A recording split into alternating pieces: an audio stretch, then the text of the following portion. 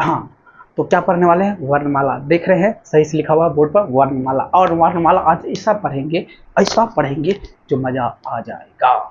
तो सबसे पहले आपको जय हिंद। आप लोग मेरे यूट्यूब चैनल पर जुड़े हैं जी कुमार स्टडी लाइव पर, आप लोग जरूर सब्सक्राइब कीजिए। और हम देखते हैं वर्णमाला पढ़ाते हैं। वर्णों के व्यवस्थित समूह को क्या बोलते हैं? वर्णमाला। वर्णमाला की परिभाषा क्या है? वर्णों के व्यवस्थित समूह को क्या बोलते हैं? वर्णमाला।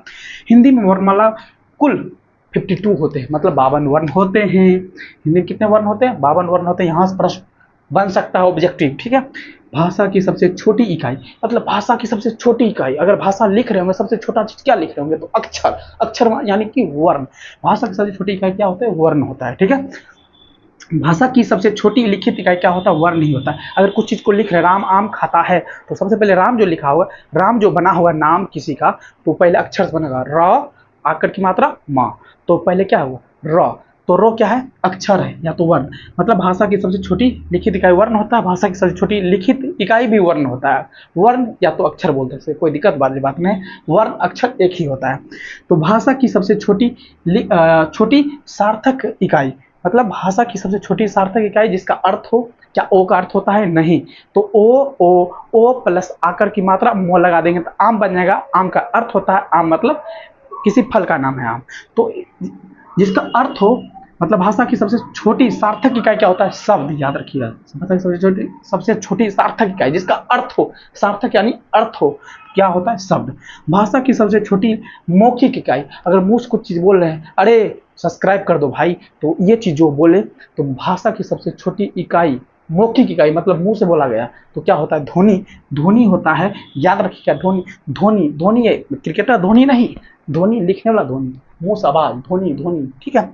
तो अब पढ़ते हैं वर्ण के कितने भेद होते हैं। वर्ण के मुख्यतः 2 भेद होते हैं, एक होता है स्वर वर्ण, एक होता है व्यंजन वर्ण। स्वर वर्ण किसको बोलते हैं? व्यंजन वर्ण किसको बोलते हैं? चलिए अगला आते हैं। स्वर्ण वर्ण किसे कहते हैं? मतलब स्वर वर्ण किसे कहते हैं? तो जिन वर्णों का उच्चारण किसी दूसरे वर्ण की सहायता के बिना होता है उसे स्वर वर्ण कहते हैं।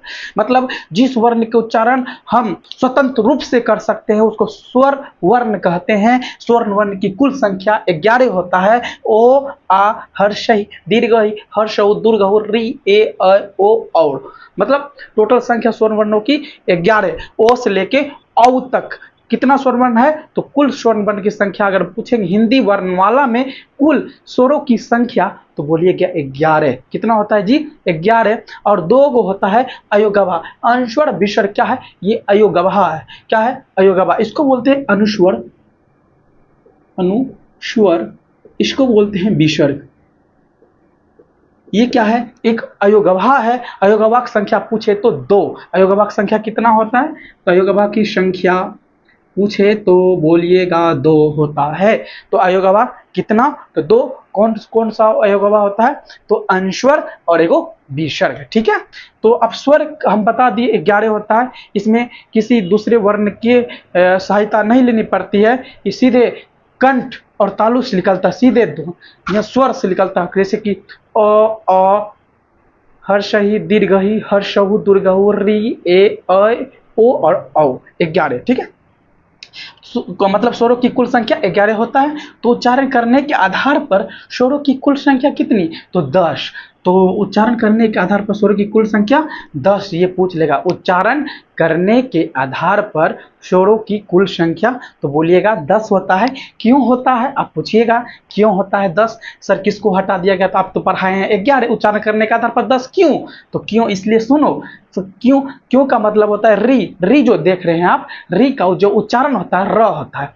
तो र अर्थात व्यंजन है। रो क्या अर्थात? व्यंजन है, इसलिए री को हटा दिया गया है। सर रखते क्यों है? रखने का कारण बताइए। रखने का कारण यह है बच्चों कि री को इसलिए रखते हैं क्योंकि री का मात्रा चढ़ता है व्यंजनों में, इसका मात्रा चढ़ता है। जैसे कि किरी, मिरी, ये सब मात्रा चढ़ता है सब, इसलिए इसको रखते हैं। इसीलिए इसको स्वर में रखते हैं क्योंकि इसका मात्रा चढ़ता है व्यंजनों में। और हटाते इसलिए है क्योंकि री का उच्चारण होता है र, ठीक है, अब बात समझ गए। उच्चारण करने के आधार पर स्वरों की संख्या 10। ठीक है, अब बढ़ते हैं व्यंजन वर्ण किसे कहते हैं। तो आप बोलिएगा जिन वर्णों के उच्चारण के लिए स्वर की सहायता लेनी पड़ती है, बिना स्वर का व्यंजन बन ही नहीं सकता है, उसे क्या कहते हैं, व्यंजन वर्ण कहते हैं। तो स्वर के सहायता से नहीं बन सकता है व्यंजन। ठीक है, एक शिक्षक के सहायता से बच्चे के भविष्य नहीं बन सकता है, तो इसलिए एक स्वर के सहायता से व्यंजन नहीं बनेगा, कदापि नहीं बनेगा। ठीक है, तो क्यों व्यंजन का जरूरत पड़ता है, देखो स्वर की संख्या क्या क्या है, को से ले क ख ग घ अंग च छ ज झ ञ ट ठ ड ढ न त थ द ध न। ठीक है, प फ ब भ म य र ल व तालव्य श मूर्धन्य श दंत श हो। टोटल व्यंजनों की कुल संख्या पूछे तो 33 मतलब 33 व्यंजन होते हैं। तो इसमें स्वर के सहायता से ही बनता है। आप बोलिए को, लगेगा कोई पीछे से बोल रहा है ओ, बोलिए खो, पीछे से लग रहा है बोल रहा है ओ।